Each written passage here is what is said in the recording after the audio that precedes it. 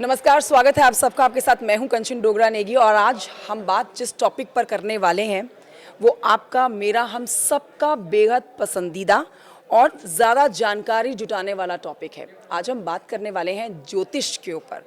ज्योतिष, आप इसको साइंस से जोड़ के देखिए। ज्योतिष जिसके बारे में हम चर्चा करते हैं, कई सारी जानकारियाँ सोशल मीडिया प्लेटफॉर्म से जुटाते हैं, क्योंकि हम सब के अंदर ये क्यूरियोसिटी होती है जानने की कि आगे क्या होने वाला है हम सबके साथ। तो ऐसे कई सवाल आपके मन में होंगे, मेरे पास कई सवाल हैं जिनके जवाब देने के लिए इस समय मेरे साथ इस चर्चा का हिस्सा बनेंगे हमारे गेस्ट, सेलिब्रिटी एस्ट्रोलॉजर आचार्य विनोद शर्मा जी। स्वागत करते हैं उनका। सर, स्वागत है आपका। थैंक यू, नमस्कार, सबका बहुत बहुत धन्यवाद जी। ये एक ऐसा टॉपिक है आचार्य जी जिसके बारे में अगर कोई ये बोलता है कि मुझे इंटरेस्ट नहीं है जानने में कि कल क्या होने वाला है, तो वो शायद झूठ बोलता है जी। क्योंकि हर कोई जानना चाहता है कि आखिर उसके साथ क्या होने वाला है, जी। आने वाले समय में क्या बदलाव वो देखने वाला है। तो सबसे पहले आप हमारे व्यूअर्स को ना इसका एक छोटा सा डेफिनेशन दे दीजिए, इसकी परिभाषा क्या है ज्योतिष की? देखिए कंचन जी, जो आपने ये क्वेश्चन पूछा है बड़ा इम्पॉर्टेंट है और सदियों से ये सवाल हमारी पूरी जनमानस में कहीं ना कहीं रहा है।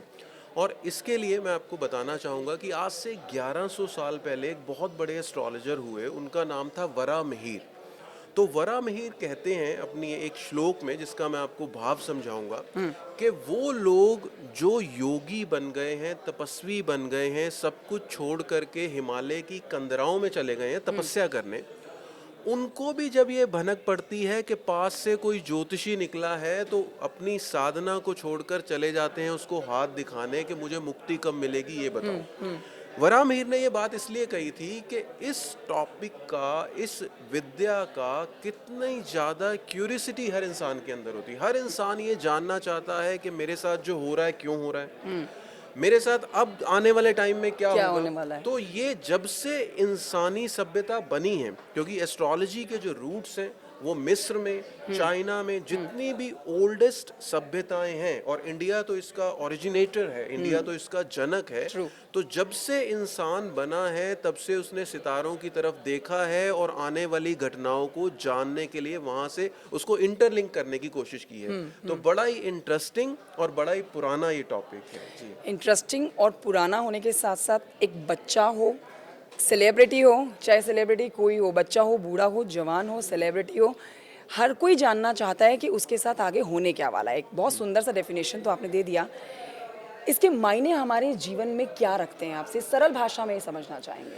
देखिए, अगर मैं बहुत ही साधारण चीज़ों से, साधारण शब्दों में इसको कहूँ, तो मैं ये कहना चाहूँगा कि हमारे यहाँ जो हमारी परंपरा है, हिंदुइज्म कहें या सनातन धर्म कहें, हम लोग जब किसी के शरीर का जन्म होता है तो सिर्फ बॉडी का ही जन्म नहीं मानते। हम ये मानते हैं कि इस बॉडी के साथ एक सोल है जो अपने साथ कुछ कार्मिक इम्प्रेशंस को कैरी कर रहा है। ठीक। उन कार्मिक इम्प्रेशंस को पढ़ने की जो विद्या है वो हमारे एंशियंट साइंटिस्ट ने खोजी।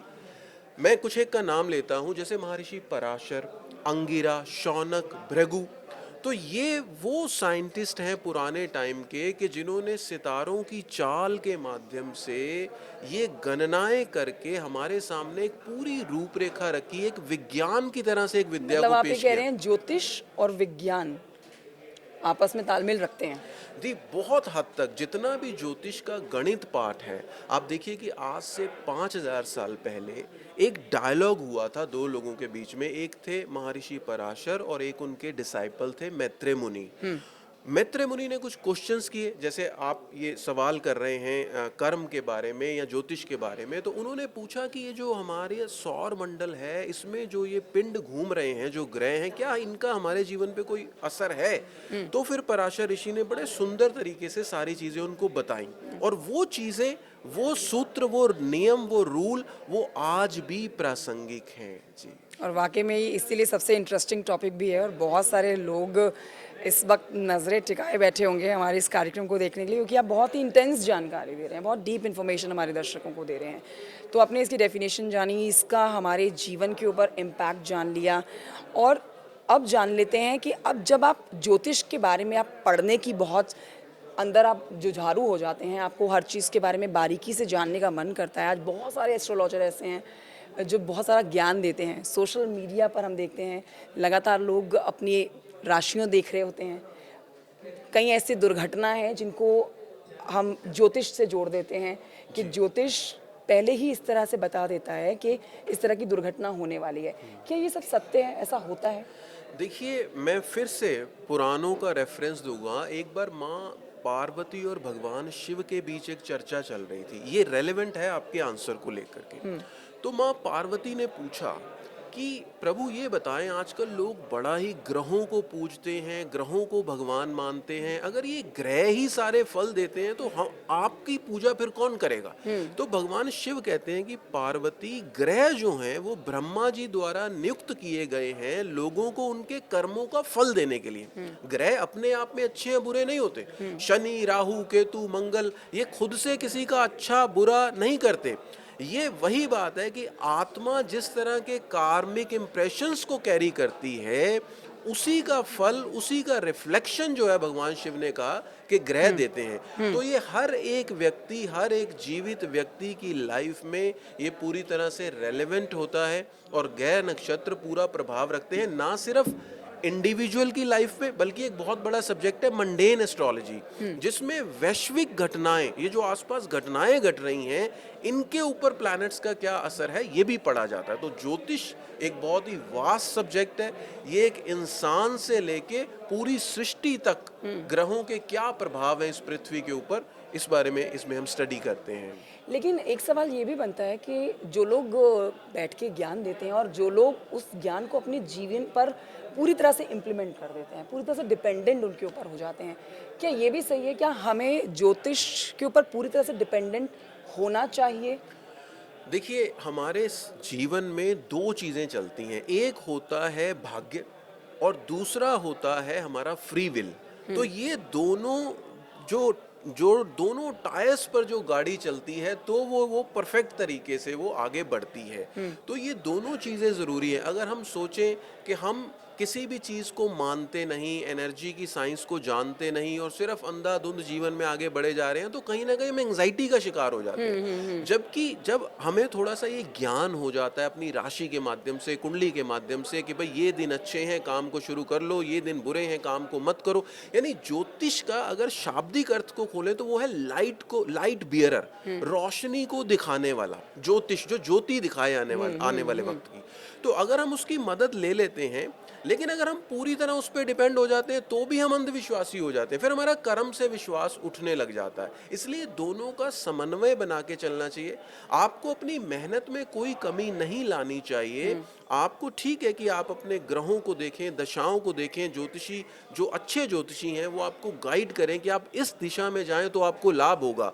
तो अगर आप उस दिशा में जाते हैं लाभ आपको होता भी है, लेकिन चलना आपको पड़ेगा, ये बात हमें समझनी अच्छा, पड़ेगी। आपकी अंधविश्वास की बात से मेरे जहन में एक सवाल आया। कई सारे लोगों को जानती हूँ जो अपने दिन की शुरुआत ही न्यूज़पेपर में अपनी राशि पढ़ने के साथ करते हैं। जी। तो राशि पढ़ ली, जिस दिन अच्छा आया उस दिन आप खुश हो गए, लेकिन जिस दिन कुछ बुरा या फिर ऐसा आ गया कि थोड़ा संघर्ष करना पड़ जाएगा अपने सफलता पाने के लिए, वहाँ थोड़े निराश हो जाते हैं। फिर वो उसी ज्योतिष पर सवाल खड़े कर देते हैं जहाँ से कभी उनको अच्छी बातें सुनने को मिलती है या फिर कहीं उनको बुरी बातें सुनने को मिलती है। जी। देखिए, इसमें होता क्या है कि अगर आपको किसी दिन ये पता भी चलता है कि कोई चीज़ नेगेटिव है, आज सितारे मेरे पक्ष में नहीं है, अब ये आपके एटीट्यूड पे निर्भर करता है कि आप उस चीज़ को किस तरह से लेते हैं। अगर आपको पता है कि आज मेरे सितारे मेरा साथ नहीं देने वाले, तो आप पहले ही प्रिकॉशंस रखेंगे।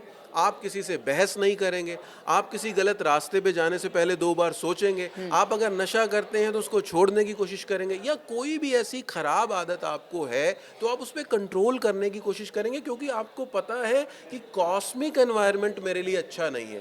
तो जो भी लोग रोजाना राशि पढ़ते हैं, सुनते हैं, सितारों की अलाइनमेंट को चेक करते हैं अपने आप को लेके, उसमें कुछ खराब नहीं, लेकिन हमें प्रिपेयर रहना चाहिए कि उसमें दोनों ही बातें निकल के सामने आ सकती हैं। आपका दिन अच्छा भी हो सकता है, आपका दिन बुरा भी हो सकता है। अच्छा है तो खुशी मनाइए, बुरा है तो सावधान हो जाइए, डिप्रेस होने की जरूरत नहीं, क्योंकि राशि फिर अगले दिन बदल जाने वाली है। अच्छा, आपने अंधविश्वास का भी जिक्र किया था, तो आप इन दोनों को किस तरह से मतलब डिफरेंशिएट करेंगे कि अंधविश्वास और ज्योतिष? क्योंकि जो लोग दिन की शुरुआत ही अपनी राशि के साथ, अपने दिन को देखने के साथ करते हैं, ज्योतिष पढ़ने के साथ करते हैं, तो उन लोगों को भी अंधविश्वासी कहेंगे आप? देखिए, मैं ये मानता हूँ कि हर वो व्यक्ति अंधविश्वासी है जो किसी चीज़ पे बिलीव करता है बिना सोचे समझे। लेकिन ऐसे लोग दुनिया में भरे पड़े हैं, और जब से, जैसे आपने बताया, आप खुद भी सोशल मीडिया पे बड़े पॉपुलर भी हैं, एक्टिव भी हैं, तो आपने देखा कि किस तरह से लोग अपने एक्सपीरियंसेस भी शेयर करते हैं। बहुत सारे ऐसी जगहें हैं जहाँ लोग एक्सपीरियंस शेयर करते हैं कि उन्होंने इस तरह की रेमेडीज़ करी और उनको फ़ायदा मिला। तो जिन लोगों की लाइफ में प्लानेटरी रेमेडी से फ़ायदा होता है, उनका उस फायदे के कारण एक विश्वास डेवलप होता है। और जो लोग सिर्फ, जिसको कहते हैं कि एक आंखें बंद करके किसी ने कुछ कह दिया तो उसको करने लग जाते हैं, उनको मैं अंधविश्वासी मानता हूँ। तो इसको पूरी तरह से एक साइंस की तरह से लेना चाहिए। आपको अपना date, time, place of birth properly पहले अपने चार्ट का निर्माण जिस वैज्ञानिक विधि से होता है उससे करवा के फिर किसी योग्य ज्योतिषी से ही उपाय लेने चाहिए। इस तरह से ये अंधविश्वास नहीं होगा। इस तरह से यह एक पुरानी विद्या का अपने हक में फायदा लेंगे उससे। जैसे लोग जब परेशान होते हैं, कई बार एलोपैथी से आराम नहीं आता, नेचुरोपैथी करते हैं, आयुर्वेदिक करते हैं। इसी तरह से जब लोग परेशान होते हैं तो वो आकाश की तरफ भी देखते हैं, प्लानिटरी हेल्प लेते हैं, मंत्र जपते हैं, अपने अपने ग्रहों के मुताबिक दान करते हैं। तो इसको एक्सेप्ट करने में कोई बुराई नहीं है, लेकिन सिर्फ इसी के पीछे पड़ जाना भी अपने आप को धोखा देना। चलिए अब थोड़ा सा आगे बढ़ेंगे, और अगर हम ज्योतिष के ऊपर जब बात करते हैं तो हम, और इसको साइंस से जोड़ते हैं, तो मैं कुछ ऐसी घटनाओं का जिक्र करना चाहूँगी जो हमने अभी पीछे देखी हैं।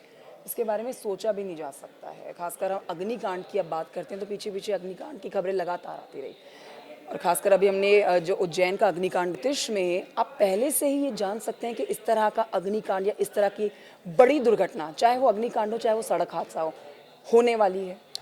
देखिए, ये भी बहुत अच्छा प्रश्न है। एस्ट्रोलॉजी, देखिए, अगर असर डालते हैं प्लैनेट्स तो वो सब पर डालते हैं। मैंने आपको बताया दो तरह से एस्ट्रोलॉजी है। एक इंडिविजुअल एस्ट्रोलॉजी, यानी आपका मैंने डेट ऑफ बर्थ लिया, टाइम लिया, मैंने आपका चार्ट बनाया। इसी तरह से एक है मंडेन एस्ट्रोलॉजी, जिसमें विश्व में जो ग्लोब अर्थ पर जो घटनाएं घट रही हैं उनको कैसे पकड़ा जाए। तो जैसे प्लैनेट मार्स जो है, इसको फायरी प्लैनेट कहा जाता है। अब मार्स के साथ कुछ खास गोचर ऐसे होते हैं जो अग्निकांड को बढ़ाने वाले होते हैं। पिछले दिनों जब मार्स जो है वो शनि के साथ आके विराजमान हो गया, शनि की ही राशि में आ गया, अब राहु जो है वो बृहस्पति की राशि में बैठा हुआ है। तो ऐसा कहा जाता है कि जब राहु गुरु की अर्थात धर्म की राशि में चल रहा हो और मार्स भी प्रॉब्लम में आ जाए, किसी तरह से शनि के पास आ जाए या शनि की दृष्टि में आ जाए, तो अग्निकांड होते हैं। अग्निकांड हो भी कहाँ रहे हैं, जैसे आपने देखा धार्मिक स्थानों पर, दो टेम्पल्स पर बहुत बड़े इस तरह से अग्नि की घटनाएं हुई, जिसमें कई लोगों को थोड़ा सा चोट भी आई और लोग परेशान हुए। तो ये सब घटनाएं भी, चाहे वो टेम्पल से जुड़ी हुई हों, चाहे वो आम लोगों के जीवन से, उनके जीवन की परिस्थितियों से जुड़ी हुई हों, कहीं ना कहीं जो प्लैनेट मूवमेंट में है, मोशन में है, वो इन घटनाओं पर असर डालते हैं। फिर चाहे वो युद्ध की घटनाएं हों, फिर चाहे वो, जैसे मान लीजिए, मैं आपको एक एग्जांपल देता हूँ। 2020 में, 20 की शुरुआत में और 19 के एंड में, जब ये सबसे खतरनाक वायरस आया कोरोना का, उस समय सारी दुनिया की जान खतरे में आ गई। आपको पता है कि दिसंबर में जब वो वायरस आया, उससे ठीक पहले 3 ग्रहण एक साथ बैक टू बैक आए थे। तो हमारे यहाँ पंचांग में पहले ही कहा रहता है अगर ग्रहण आएंगे तो प्राकृतिक आपदाएं आएंगी, बीमारियां फैलेंगी। लेकिन इसका मतलब ये नहीं है कि ज्योतिष हमें कोई कर्म से हटाता है। ज्योतिष कहता है कि भाई आपको मैंने एक सूचना दे दी, अब आप अपने कर्म को सुधार करें, चीज़ों को ठीक रखें, ताकि उन ग्रहणों की, इन सब चीज़ों की नेगेटिविटीज़ आपके ऊपर ना आए। जी देखिए, आज हम अपने इस शो में राशियों की बात तो नहीं करेंगे, लेकिन एक सवाल मेरा आपसे ज़रूर होगा 2024 को लेकर। लगभग आधा साल बीत चुका है। मैंने अब तक जितने वीडियोस देखे हैं जिसमें ये कहा जा रहा है कि ये साल जो है ये आपदाओं का साल है और संघर्ष का साल है। आपने नंबर 8 का भी जिक्र किया था कि संघर्ष करना होगा, ये साल फलेगा फूलेगा, लेकिन उन लोगों को जो संघर्ष करेंगे, जो मेहनत करेंगे। तो इसके ऊपर आप थोड़ी से अपने 2024 पे आप कह रहे हैं? हाँ, मैं ये पूछना ज़रूर चाहूँगी, हमारे व्यूअर्स भी ज़रूर जानना चाहेंगे कि ओवरऑल क्या लगता है आपको कि ज्योतिष में 2024 कैसा है और कितना संघर्ष भरा है? देखिए, हमें ये देखना पड़ेगा कि कोई भी नंबर्स, जब हम ईयर के नंबर्स लेते हैं तो हमें ध्यान देना चाहिए कि ओवरऑल नंबर्स क्या क्या हैं और उनका सब टोटल क्या है। जैसे 2024 में 2 बार तो 2 आ रहा है यानी मून आ रहा है, 4 आ रहा है यानी कि राहु आ रहा है, और उसका सब टोटल 8 यानी कि सैटर्न आ रहा है। तो कुल मिला के ये ईयर जो एनर्जी कैरी कर रहा है वो मून की, राहु की और सैटर्न की एनर्जी कैरी कर रहा है। अब ये मून, राहु और सैटर्न के जब भी कॉम्बिनेशन बनते हैं तो लोगों को फिजिकल से ज्यादा मेंटल प्रॉब्लम्स आती हैं, उनको थोड़ा सा इमोशनल डिस्टरबेंसेस आती हैं। लेकिन ये जो शनि है, जिस शनि को के नाम से लोग इतना बेवजह डराते हैं, ये शनि ही है जो आपको दुनिया की सच्चाइयां दिखाने आता है। भाई, आपकी लाइफ ठीक से चल रही है, बीच में कुछ आपके हार्ड टाइम्स अगर ना आए, अगर इमोशनल चैलेंजेस ना आए, अगर फिजिकल चैलेंजेस ना आए, तो आपकी लाइफ में वैसे भी क्या बचेगा। तो इसको हमें इस तरह से लेना है कि ठीक है, चीजें स्लो करता है शनि, इमोशनली परेशानी वाला साल रहेगा, लेकिन अल्टीमेटली जब दिसंबर आएगा और आप एक निगाह पीछे जनवरी तक मारेंगे तो आपको महसूस होगा कि हमने इस साल में अपने मन को कितना संभालना सीखा, हमने भावनाओं पे काबू पाना सीखा, हमने लोगों को एक नई नज़र से पहचानना सीखा।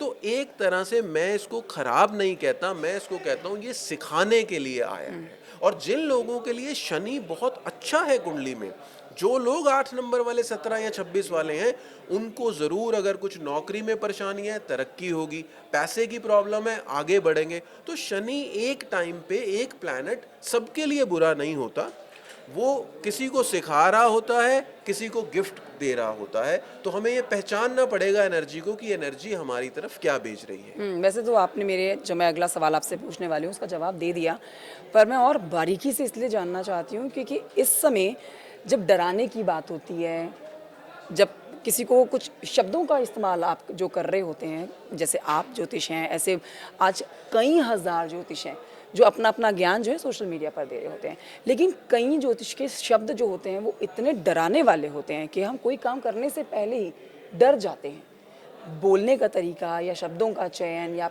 अब समझाने की बात हो, तो आपने बताया कि आप सोच समझ के ही उन वीडियोस को देखें, समझें, लेकिन हम डर जाएं किसी की बात, कही हुई बात से, और फिर जो काम करने जा रहे हैं वो ही ना कर पाएं, ये भी तो एक दुष्प्रभाव दिखाने वाली बात है, ज्योतिष का एक नेगेटिव इम्पैक्ट डालने वाली बात है लोगों पर।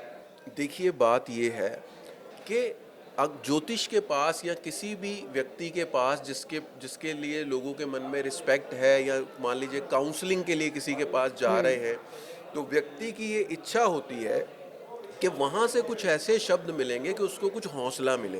अब जो डरा ही रहे हैं आपको, तो वो उनको उनको सुनना ही नहीं चाहिए आपको, क्योंकि कहीं पर भी ऐसा नहीं कहा गया, ज्योतिष के जितने भी पुराने शास्त्र हैं, कि जो व्यक्ति पास आए उसको डराओ। बेसिकली होता क्या है कि जो लोग ये समझते हैं कि डर के कारण लोग, मतलब उनकी तरफ ज़्यादा आकर्षित हो जाएंगे, तो वो इस तरह की बातें करते हैं जिनको इस तरह से अपना झूठा प्रसार करना है।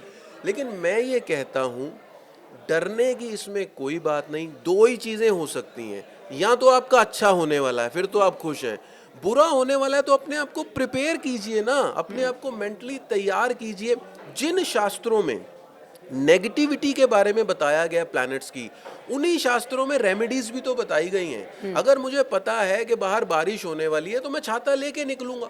अब ये कि मैं बारिश से डरता रहूं और घर से ही ना निकलूं तो मेरी गलती है ना। इसीलिए ये डराने वालों को चिन्हित करके ब्लॉक कर दीजिए, उनको अलग कर दीजिए, और उनको कभी ना सुनिए। उन्हीं को सुनिए जो आपको हौसला दें, जो आपको शक्ति दें, जो आपको आत्मविश्वास दें कि कितने भी खराब ग्रह हों, उनको बनाने वाला तो परमात्मा है ना, उससे बड़ी कोई शक्ति नहीं। एक चीज, क्या ज्योतिष डराता भी है वैसे, या देखिए, आपको आगाह कर देता है किसी डर से पहले? ज्योतिष, जैसे मैंने बताया कि भगवान शिव ने माँ पार्वती से कहा कि हे पार्वती, ज्योतिष के जो ग्रह हैं ये तुम्हारे कर्मों का ही प्रतिबिंब दिखाते हैं तुम्हें। अपनी ओर से ग्रह किसी को कुछ नहीं कहते। शनि किसी को दुख नहीं देना चाहता, राहु किसी को दुख नहीं देना चाहता। अब मेरे कर्म ही ऐसे हैं कि वो भी बाध्य हैं मुझे खराब फल देने के लिए। लेकिन हमारे ऋषि इतने महान थे, सही मायने में उनको मैं नमन करता हूँ, कि जिन्होंने हमारे कर्म का विपाक यानी पश्चाताप, अर्थात अगर ये ग्रह खराब है, ये थोड़ा सा दान कर लो, ये जप कर लो, मंदिर हो आओ, पॉजिटिव ऑरा बनाओ, क्योंकि प्लैनेट सबसे पहले हमारी सटल बॉडी पे, हमारी दो बॉडी हैं, एक हमारा स्थूल शरीर, दूसरा हमारा सूक्ष्म शरीर। तो हमारी सटल बॉडी पे उनका पहले प्रभाव आता है, यानी जब किसी की साढ़े सती शुरू होगी पहले उसके मन पे असर आएगा, उसके मन में तरह तरह के विचार बदलने लग जाएंगे, नकारात्मकता हावी हो जाएगी अगर शनि खराब है तो। लेकिन अगर व्यक्ति वहीं सावधान हो जाए और कुछ छोटे छोटे उपायों से अपने आप को जोड़े, हम उपायों के ऊपर कंचन जी एक बहुत बड़ा ऐसा ही एक सेगमेंट हो सकता है जिसमें उपायों की प्रैक्टिकलिटी के बारे में मैं बात करना चाहूंगा, फिर समय बहुत लंबा हो जाएगा। जैसे एक छोटा सा मैं एग्जांपल देता हूँ।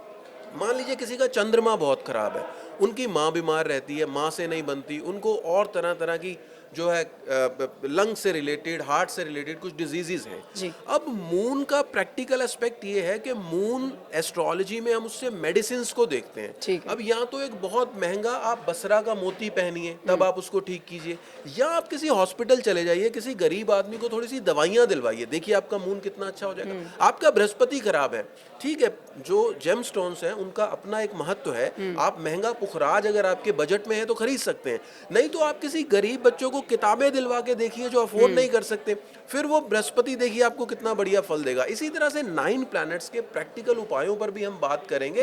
तो ये ज्योतिषी पे निर्भर करता है कि आपको वो पॉजिटिव बना के रखे और सही रास्ता दिखाए। तो मतलब ज्योतिष एक ऐसी विद्या है, एक ऐसी साइंस है जो आपको आपकी मंजिल तक पहुंचाने के लिए एक सही रास्ता दिखाती है, लेकिन उससे ऊपर आपके कर्म हैं। जब आप कर्म करते हैं तभी आपको फल मिलता है।